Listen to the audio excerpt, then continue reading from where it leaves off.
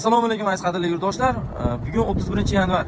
Toshkentdan Moskvaga kirib kelgan avtobusimiz xudo xolasa chiqib ketyapti. Aka-ukalar, kimdan-kim O'zbekistondan, Rossiyaning barcha shaharlariga kelmoqchi bo'lsa, например, Toshkent Yekaterinburg, Toshkent Tyumen, Toshkent Novosibirsk, Toshkent Krasnodar, Toshkent Sochi, Toshkent Novorossiysk, aka-ukalar, Toshkent Orenburg, Toshkent Samara, Toshkent Kazan, Toshkent Moskva, Toshkent Sankt-Peterburg направление yo'nalish bo'yicha avtobuslarimiz Toshkentdan qo'yilgan. Aka-ukalar, rossiyskiy O'zbekiston nomerlarimizni qo'yib o'tamiz. Hozir avtobus ichki holatiga chiqib bir qator intervyu olib o'tamiz. Aka-ukalar, realniy klientlardan, Moskvadan Toshkentga ketayotgan avtobusdan aka-ukalar.